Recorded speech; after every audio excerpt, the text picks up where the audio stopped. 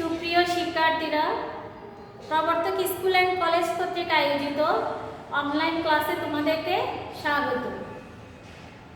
ইতিমধ্যে তোমাদের এইচএসসি পরীক্ষার সংক্ষিপ্ত সিলেবাস প্রকাশিত হয়েছে। দ্বিতীয় পত্রের অনেকগুলো টপিকস তোমাদেরকে পড়িয়েছিলাম।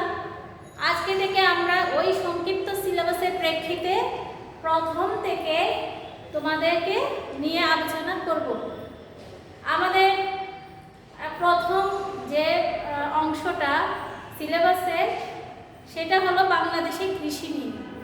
এই বাংলাদেশের কৃষির মধ্যে আমরা কৃষির কাঠামো নিয়ে আজকে তোমাদের সাথে আলোচনা করব।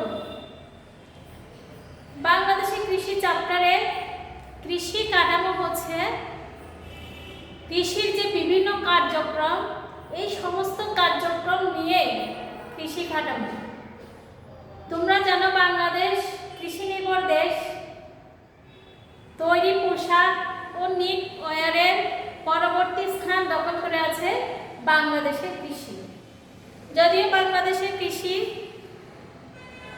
অবদান আস্তে আস্তে কমে যাচ্ছে, কিন্তু এটাকে কোনো রকমে খাটো করে দেখার উপায় নেই।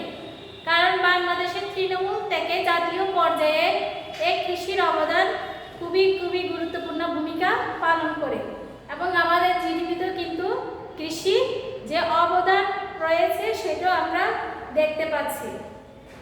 তাহলে কৃষির যে বিভিন্ন কার্যক্রম রয়েছে, কৃষির জমির আয়োজন থেকে কৃষির ব্যবস্থাপনা পর্যন্ত, কৃষিকে কিভাবে আরও দিন দিন উন্নত থেকে উন্নততর অবস্থানে নিয়ে যাওয়া যায়, এগুলো সম্পর্কে সম্পূর্ণ একটা কার্যক্রমই হচ্ছে সাধারণত কৃষি কাঠামো।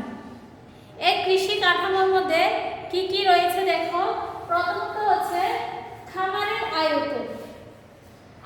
আমরা জানি আমাদের দেশে যারা কৃষিকাজে জড়িত সবারই কিন্তু কৃষি জমি নেই। এই ভূমিহীন কৃষককে বাদ দিয়ে আমরা কৃষি জমিকে সাধারণত 6 ভাগে ভাগ করতে পারি।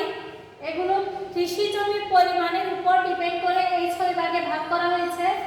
তোমরা দেখো 0.05 একরের কম হলে সেটাকে আমরা একটা জমিতে ভাগ করব। তারপর 0.05 থেকে 0.49 একর আর একটা জমির পরিমাণ। তারপর 0.50 থেকে 1.49 একর, এটাও আরেকটা জমির পরিমাণ। 3 ক্যাটাগরিতে ভাগ করা হয়েছে। এখানে 0.05 থেকে 0.49 একর এটাকে আবার প্রান্তিক খামার বলা হয়। মানে এত জমির পরিমাণ এতই কম যে এটাকে প্রান্তিক খামার বলা হয় এবং এই খামারের সাথে যারা জড়িত তাদেরকে বলা হয় প্রান্তিক চাষি। আবার জমির পরিমাণ যখন 0.50 থেকে 2.49 হয় সেটাকে বলা হচ্ছে ক্ষুদ্রায়তন খামার। 2.50 থেকে 7.50 উপরে যত জমি আছে তাকে বলা হচ্ছে বৃহদায়তন খামার এবং 2.50 থেকে 7.49 এটাকে বলা হচ্ছে মাঝারি খামার। তাহলে এখানে প্রান্তিক খামার যাদের আছে তাদেরকে বলবো প্রান্তিক চাষি। ক্ষুদ্রায়তন খামারের যতটুকু পরিমাণ জমি আছে তাকে বলবো ক্ষুদ্র চাষি, মাঝারি চাষি এবং ধনী কৃষক। তাহলে তোমরা জমির যে বিভিন্ন পরিমাণ আছে এটার উপর ডিপেন্ড করে আমরা জমিকে যেভাবে ভাগ করতে পারি তেমনি আমরা কৃষককেও বিভিন্ন শ্রেণীতে ভাগ করতে পারি। তারপর আছে দারিদ্র্য প্রবণতা। এই কৃষিতে দারিদ্র্য প্রবণতা কেমন সেটা বিভিন্ন অর্থ বছরে কিভাবে বাড়ছে কমছে এই ধরনের বিভিন্ন আলোকপাত করাই হলো দারিদ্র্য প্রবণতা। অর্থাৎ আগে দারিদ্র্য কেমন ছিল, এই বছর দারিদ্র্য কেমন হয়েছে এবং সামনে কি ধরনের দারিদ্র্য প্রবণতা হতে পারে তার একটা প্রাকলন করাই হলো কৃষির একটা ব্যবস্থাপনা বা কৃষি কাঠামোর মধ্যে অন্তর্ভুক্ত। যেমন স্বাধীনতার পরবর্তী সময়ে কৃষিতে যে পরিমাণ দারিদ্রতা ছিল সেটা আস্তে আস্তে হ্রাস পেয়ে এখন প্রায় 20% কাছাকাছি চলে আসছে। তাহলে এটা অবশ্যই আমাদের দেশের জন্য, আমাদের দেশের মানুষের জন্য খুবই একটা মঙ্গলকর এবং সুখকর বিষয় যে আমাদের দারিদ্রতা আস্তে আস্তে কমে যাচ্ছে এবং বিভিন্ন যে পঞ্চবার্ষিকী পরিকল্পনা গ্রহণ করা হয় সেখানেও কিন্তু দারিদ্র্য প্রবণতা হ্রাসের জন্য বিভিন্ন পদক্ষেপ গ্রহণ করা হয়। তারপর জিডিপিতে অবদান। জিডিপি হলো মোট রাজস্ব আয়। এই আমাদের দেশে যে জাতীয় আয় আছে ওই জাতীয় আয়ে বিভিন্ন খাতের অবদান থাকে, যেমন কৃষি খাত থেকে কী ধরনের ইনকাম আসছে, শিল্প খাত থেকে কী ধরনের আসছে, সেবা খাত থেকে কী ধরনের আসছে, এই ধরনের বিভিন্ন ক্যাটাগরি থেকে যে ইনকাম আসে সেটার মধ্যে কৃষি খাতের অবদান কতটুকু সেটাও কিন্তু বিভিন্ন অর্থ বছরে হিসাব করা হয়। তাহলে আমরা যতই কৃষিকে উন্নততর পর্যায়ে নিয়ে যাব, কৃষিটা আধুনিক চাষাবাদের প্রচলন করতে পারবো, ততই আমরা জিডিপিতে কৃষির অবদান বাড়াতে পারবো। তারপর আছে কৃষিতে শ্রমশক্তি। এটা অবশ্যই আমরা জানি বাংলাদেশ যখন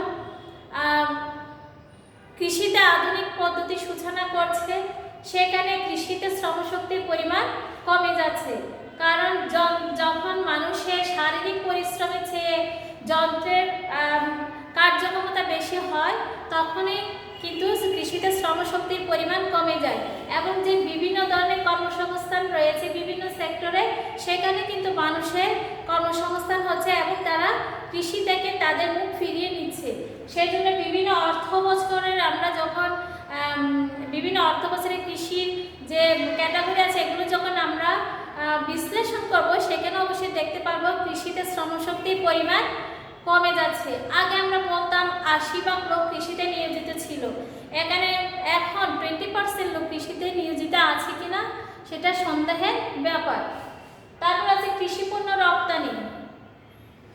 এই কৃষিপণ্য রপ্তানি করে বাংলাদেশ প্রচুর বৈদেশিক মুদ্রা অর্জন করছে, যেমন ধান, তুলা, বিভিন্ন ধরনের তেল বীজ, তারপর আছে বিভিন্ন ধরনের খাদ্যশস্য, এগুলো রপ্তানি করার মাধ্যমে বাংলাদেশ কৃষিতে অবদান রাখছে এবং আমরা বৈদেশিক মুদ্রা অর্জন করতে পারছি।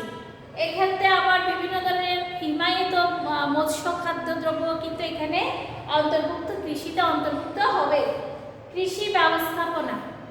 এই যে কৃষির যে বিভিন্ন ধরনের কার্যক্রম, কৃষিতে এখন কি ধরনের অবদান হচ্ছে, সামনে কি ধরনের হবে, এবং কৃষিতে কৃষির যে বিভিন্ন খাত রয়েছে কোন খাতে অগ্রাধিকার দিতে হবে, কোন খাত উন্নত অবস্থায় আছে এবং সেখানে কিভাবে বিভিন্ন ধরনের সরকারের যে সহযোগিতা আছে সেটাকে কিভাবে বাস্তবায়ন করা যাবে, সম্পূর্ণ একটা সিস্টেম ফলো করাকে বলা হচ্ছে কৃষির ব্যবস্থাপনা। এক্ষেত্রে যেমন ধরো যারা প্রান্তিক চাষি আছে তাদেরকে, যারা ভূমিহীন কৃষক আছে তাদেরকে ভূমি দেওয়া যায়, তাদেরকে চাষের জমি দেওয়া যায়, এবং যারা প্রান্তিক চাষি ক্ষুদ্র চাষি আছে তাদেরকে কিভাবে কৃষি সহায়তা কার্যক্রমে অন্তর্ভুক্ত করা যায়, যেমন তাদেরকে ক্ষুদ্র ঋণের মাধ্যমে, বিনামূল্যে সার, বীজ ইত্যাদির মাধ্যমে এবং কৃষিতে ভর্তুকি প্রদানের মাধ্যমে কিভাবে কৃষিকে সার্বিক সহযোগিতা, কৃষকদেরকে কিভাবে সার্বিক সহযোগিতা করা যায়, সবগুলোই কিন্তু কৃষি ব্যবস্থাপনার মধ্যে অন্তর্ভুক্ত রয়েছে। তারপর আছে আধুনিক প্রযুক্তির ব্যবহার। তাহলে কৃষিতে যেহেতু জিডিপিতে কৃষির অবদান আছে এবং সেটাকে যদি আমরা আরো বাড়াতে চাই তাহলে অবশ্যই আধুনিক প্রযুক্তি উদ্ভাবন করতে হবে।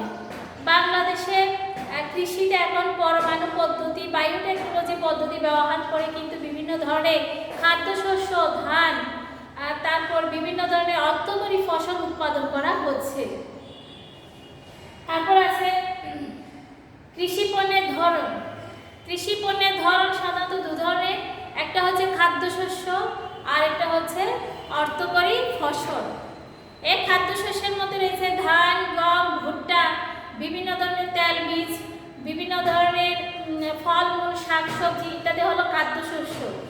আবার অর্থকরী ফসলের মধ্যে রয়েছে তামাক, তুলা, চা, পাট, কাঁচা পাট ইত্যাদি। তাহলে এই অর্থকরী ফসল বিক্রি করে কিন্তু আমরা রপ্তানি করে আমরা বৈদেশিক মুদ্রা অর্জন করতে পারি। সবশেষে বলবো বাংলাদেশ কৃষি প্রধান দেশ, আমরা কৃষিতে নিয়োজিত ছিলাম, আছি এবং ভবিষ্যতে থাকতে চাই, কারণ কৃষিকে বাদ দিয়ে কৃষিতে স্বয়ংসম্পূর্ণতা অর্জন করা ছাড়া কোনো দেশের পক্ষে উন্নত দেশে বা দেশকে এগিয়ে সম্ভব নয়। তাহলে একটা কৃষিকে কিভাবে বিভিন্ন সেক্টর থেকে উন্নত করা যায়, কিভাবে কৃষিকে আধুনিক প্রযুক্তির মাধ্যমে, আধুনিক প্রযুক্তি প্রয়োগের মাধ্যমে কৃষিতে নতুন উদ্ভাবনী শক্তি কাজে লাগানো যায়, সে জন্য আমাদেরকে সবাইকে, সর্বস্তরের মানুষকে সার্বিক সহযোগিতা, উদ্যোগ এবং সেটা বাস্তবায়নের জন্য পদক্ষেপ গ্রহণ করতে হবে। শিক্ষার্থীরা, আজকে তাহলে তোমরা কৃষির কাঠামো কি এবং কৃষি কাঠামোর মধ্যে কি কি অন্তর্ভুক্ত রয়েছে সেটা দেখলে। বইয়ের মধ্যে আরো অনেকগুলো পয়েন্ট আছে, সেটা তোমরা একটু দেখে নেবে, কারণ সবগুলো পয়েন্ট এখানে নিয়ে আলোচনা করা সম্ভব নয়।